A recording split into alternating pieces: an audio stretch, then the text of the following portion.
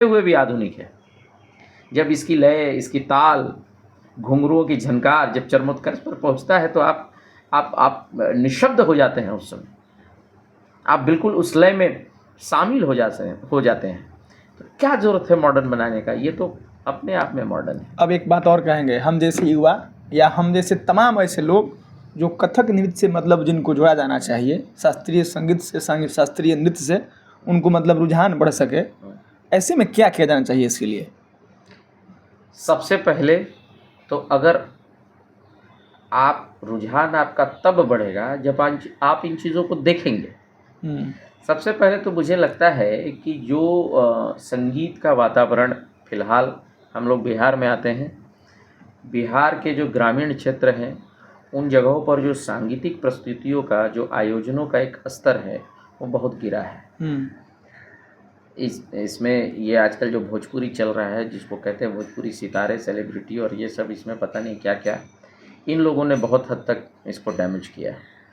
कहीं भी प्रोग्राम हो रहा है, कुछ भी हो रहा है तो भोजपुरी हो रहा है, क्लासिकल का प्रोग्राम नहीं होता है, कथक का प्रोग्राम नहीं होता है।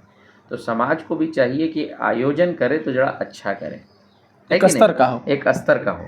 तो कथक की प्रस्तुतियाँ जब आप देखेंगे तब ना आप उसके प्रति रुझान बढ़ेगा। आप नहीं देखेंगे तो रुझान कहाँ से बढ़ेगा?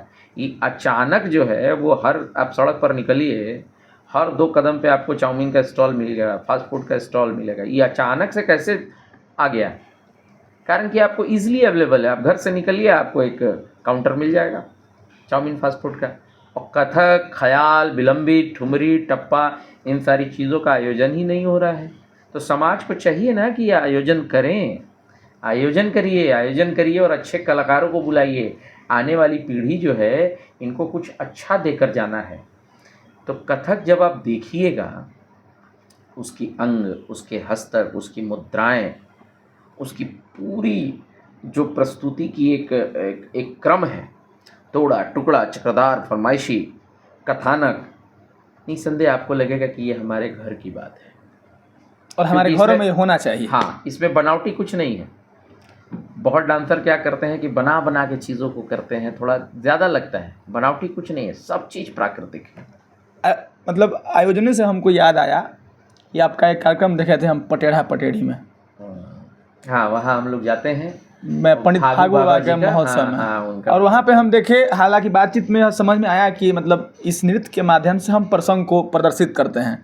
और वहाँ हमने देखा कि सीता माता जी का हरण रावण कैसे करके लेके जाता है। हाँ। यह कथक नृत्य के माध्यम से दिखाया गया था। ये भी पुरानी परंपरा है। मैंने आपको पहले ही कहा कि मंदिरों में कथा वाचन किया जाता था, है ना। तो ये भी मान लीजिए एक प्रसंग है रामायण का, जिसमें रावण जो है वो सीता माता का हरण करता है। पूरे अंग, पूरी घुंघरू, लय, और ये सब कुछ दिखाया गया नृत्य के माध्यम से। लयबद्ध था। और मुझे लग रहा है उसमें मेरा एक शिष्य है अमित, जिसने रावण का किरदार किया था, सोनम। और सोनम जो है वो सीता का किरदार। ठीक, हाँ। तो बहुत सुंदर वो कथानक हुआ था, बड़ी अच्छी प्रस्तुति हुई। अब एक और दौर हमको याद आ रहा है। अब हम लोग इस बात को डिस्क्लोज कर ही देंगे कि ये हमारे गुरु रहे, हम इनके शिष्य रहे आरा में। फागू चौहान जी राज्यपाल हुआ करते थे बिहार का। यूनिवर्सिटी का जो नया कैंपस बना था, वहाँ पे वीर कुंवर सिंह की मतलब जो गाथा थी, उस पूरे कहानी को आपने खुद म्यूजिक बनाया था और उस पर आप खुद बने थे वीर कुंवर सिंह। उस कार्यक्रम में हम लोग पार्टिसिपेट थे, हम लोग भी थे। और वहाँ पर भी यह मतलब कथक नृत्य के माध्यम से दिखाया गया था। 12 मिनट का पूरा वीडियो है कि कैसे उनको अंग्रेजों ने मतलब दौड़ाया, कैसे वो अपना बाँह काटते हैं, कैसे गंगा जी को अर्पित करते हैं और फिर कैसे घोड़ों से वो मतलब वापस आते हैं। तो ये दोनों दृश्य हमको हमारे मतलब नज़रों पे आज घूम रहा है। और मुझे यह दिख रहा है कि कथक नृत्य के माध्यम से जो मतलब आमतौर पे परिभाषा बताया जाता है कि अपने अंगों के माध्यम से जो माने ये सब दिखाया जाता है नृत्य है, लेकिन कथक में वो प्रसंग हमको याद आ रहा है कि उससे प्रसंग भी मतलब प्रदर्शित किया जा सकता है। बिल्कुल किया जा सकता है। मैं वही बात कह रहा हूँ कि कथक जैसा नृत्य तो ये तो अमृत के रूप में हम लोगों को भगवान कृष्ण ने दिया है ना। कथा का है सो कथित कहावे। अगर हम ये सोचते हैं, इसमें कृष्ण राधा के प्रसंगों की प्राथमिकता तो है ही, कहीं ना कहीं ये नृत्य पूरी तरीके से कृष्ण राधा के इर्द गिर्द घूमता है। लेकिन इसमें इतना स्कोप है, जो आधुनिकता की बात करते हैं तो कोई एक आप स्टोरी लीजिए, एक फिल्म लीजिए, वो पूरी फिल्म आप कथक में दिखा सकते हैं। कथक में वो बात है। अब कुंवर सिंह जो है वो घोड़े पर बैठे हुए हैं, तिगदा तिगदी तिगदा तिगदा तक दिग तथुंग, वो तलवार से अंग्रेजों से लड़ रहे हैं कि तक दिग तथुंग धा। अब देखिएगा कुंवर सिंह की मूर्ति ऐसे तलवार लेके खड़े होते हैं। अब ये बोल है कि तक दिग तथुंग तथुंग धा अतक दिग तथुंग तक दिग तथुंग तथुंग धा अतक दिग तथुंग तथुंग धा। कुंवर सिंह की मुद्रा में आ गए। अगर महिलाएं करें तो झांसी की रानी की मुद्रा में आ गए। तो बोलो में तो संसार है। इतना अच्छा आप किसी दूसरे नृत्य में क्या अभिनय कर सकते हैं? जहाँ बोलों से लय का प्रदर्शन होता था, घोड़े की चाल, हाथी की चाल, शेर की चाल, हर कुछ आप इसमें बोलों के माध्यम से दिखा सकते हैं। हम जब आपके यहाँ सीखने जाते थे, मतलब आप हमारे यहाँ पढ़ाते थे, जब तबला, हारमोनियम वीर कुंवर सिंह विश्वविद्यालय हुआ करता था और प्रदर्शन कला का विभाग था, ये वो अभी भी है, हुआ करता है।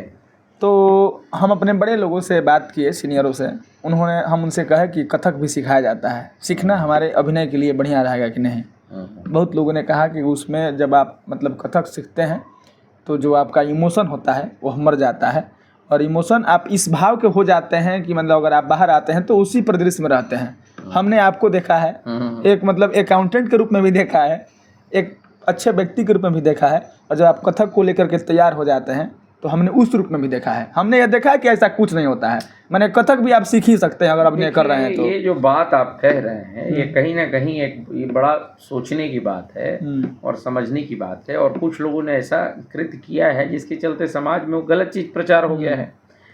अब आप देखो यार, बात ऐसी है कि तुम तो हो साधक, कथक करते हो, पूजा करते हो भगवान कृष्ण का, धा दिन दिन दा ता थई मंत्र की जाप करते हो। राधा का एक अंग आता है कि मारो ना लंगर मोहे कंकड़िया। अगर राधा कहीं कर रहे हैं तो वो मंचीय प्रस्तुति है ना, वो मंच तक ही रहना चाहिए। अब मंच से नीचे उतरने के बाद भी तुम लचक रहे हो तो लोग वो देख रहे हैं तो वही बात कह रहे हैं, जबकि इस नृत्य में कहीं भी ऐसा नहीं है। आपको अभिनय तक होना चाहिए, मंच पर होना चाहिए, और मंच से उतरने के बाद भी लचक रहे हो, बहुत हुआ तो अब श्रृंगार भी करने लग रहे हो। तो ये तमाम बातें हैं, कुछ लोगों ने गलत तरीके से साइकोलॉजिकल कहिए उसको अपने ऊपर आत्मसात कर लिया, और लोगों ने वो देखा कि डांस करने वाले लोग जरा नॉर्मल से कुछ अलग, कुछ लचक के चाल चल रहे हैं। मैंने पहले ही कहा कि कथक जो है वो साधना है, जो कथक करते हैं वो साधक है, और वो तो नचनिया वाला गुण आ जाता है ना, तो फिर वो गड़बड़ हो जाता है मामला। कथक से संबंधित मेरा एक अंतिम सवाल रहेगा, फिर चलेंगे हम लोग संगीत की दुनिया में। और सवाल ये रहेगा कि आज के दौर में देखा जाता है हमारे गार्जियन जो थे उन्होंने सोशल मीडिया चलाया नहीं। हमारे घर की बेटी बहन उनको सोशल मीडिया के नाम पर कन्विंस करके और रील बनाना शुरू कर दिया। मतलब कला प्रदर्शन करने के नाम पर वहाँ पर सिर्फ अंग प्रदर्शन हो रहा है। मुझे तो ये बात बिल्कुल अजीब लगती है कि आप जो रील बना रहे हैं और बहुत अच्छे से गार्जियन को कन्विंस कर ले रहे हैं कि हम रील बना रहे हैं। अभी देखिए, रील बनाने के चक्कर में पूरा परिवार जो है, अभी न्यूज़ में आया है, वो पुणे में वो डैम में दह के ख़त्म हो गया। तो ये अजीब तरह का शौक़ है।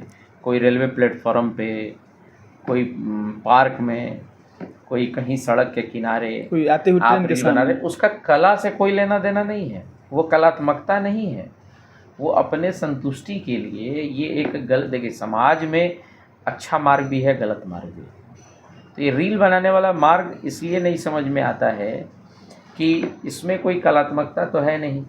अब आप बढ़िया से गायन सीखें या वादन सीखें या नृत्य सीखें और उसकी मंचीय प्रस्तुति करें, और तब कोई प्रस्तुति हमें सोशल साइट के माध्यम से मिलता है, तो ये एक सकारात्मक बात है।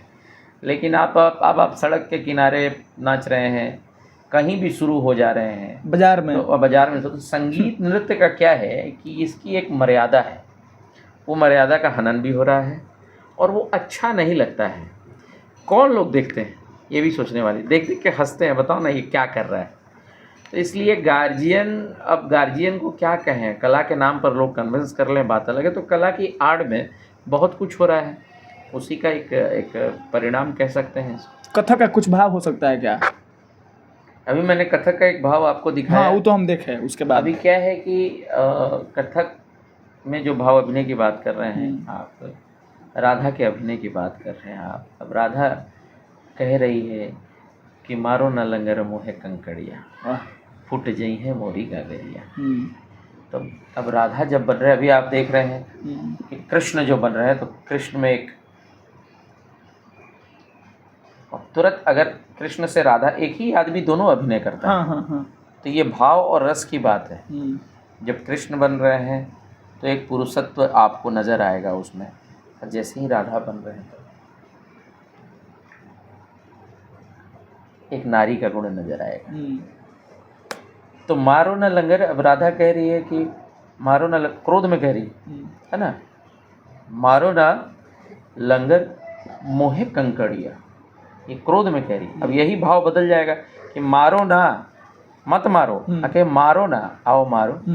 तो दोनों बात है, चूंकि राधा कृष्ण का रास होता है। तो अब जब ये कहना है कि मारो ना लंगर मोहे कंकड़िया, मारो ना लंगर मोहे कंकड़िया, दोनों भाव बदल गया। एक में कहा कि ना मारो, एक में कहा कि मारो। तो भाव अभिनय की बात है। अब कभी विशेष